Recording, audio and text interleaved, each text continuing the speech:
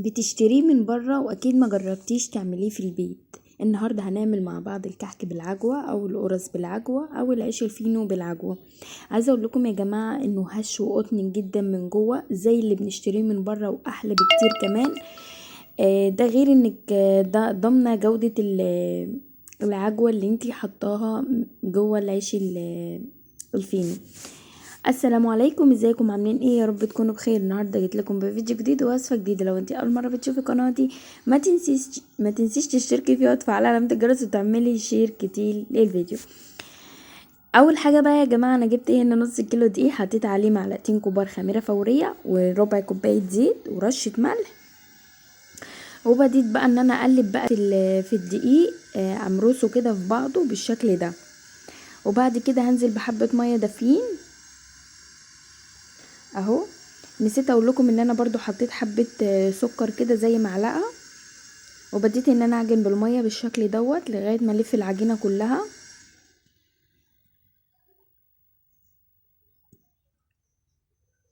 عايزه اقول لكم يا جماعه، طول ما يعني الواحد كده بيبقى مستعين كده بالله وهيعمل الحاجه دي في البيت، والله العظيم ما هيدفع فيها فلوس ولا هيجيبها اصلا من بره، لان بجد كل حاجه غلت وبقت سعرها عالي جدا، والظروف على قدها والناس ما بقش معاها تكفي الحاجات الغاليه دي.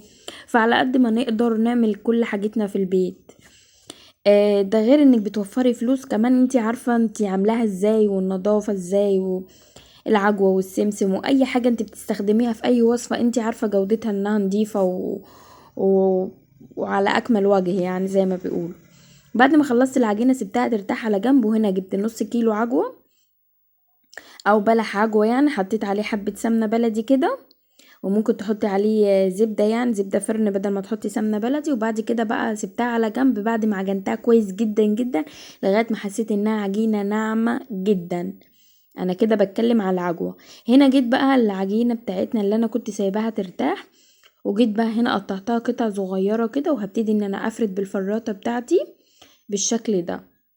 هفرد كده على شكل طويل، وبعد كده بقى هجيب العجوه اعملها على شكل كفتايه طويله كده وشكل بلحه، وبلف بقى في القرصه بتاعتنا، وببتدي ان انا الف واقفل الف واقفل، بحيث انها اول ما تخش الفرن تختمر معايا ما تفكش والعجوه تطلع. شايفين بقى يا جماعة الفتحات اللي انا بعملها؟ انا بعمل الفتحات دي من ناحية القفلة اللي انا قفلتها على العجوة.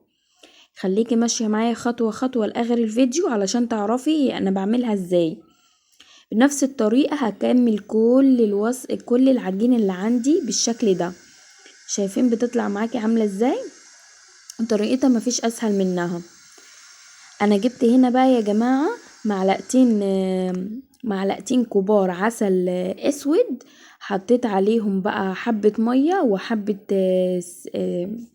زبدة فرن علشان تحمر لي الوش، وضربتهم بقى كلهم في بعض كده، وبديت ان انا ادهن وش القرص بتاعتي واحط عليها سمسم. ممكن تحطي حبة البركة، اي حاجة متوفرة عندك حطيها من فوق. شايفين يا جماعة الجمال والحلاوة؟ عايزة اقول لكم من العسل مع الزبدة خلى لون القرص بالشكل ده. عايزه اقول لكم كمان ان انا هفتح لكم دلوقتي من جوه عشان تشوفوا الجمال والحلاوه عامله ازاي. شايفين يا جماعه؟ بجد هتوفر معاكي جدا، وهيبقى عندك متوفر طازه وفريش في البيت، وهينفع جدا للاطفال في المدارس والحضانات. بجد جربوا وصفتي، يا رب تعجبكم. لو عجبك الفيديو متنسونيش في لايك وشير وسبسكرايب.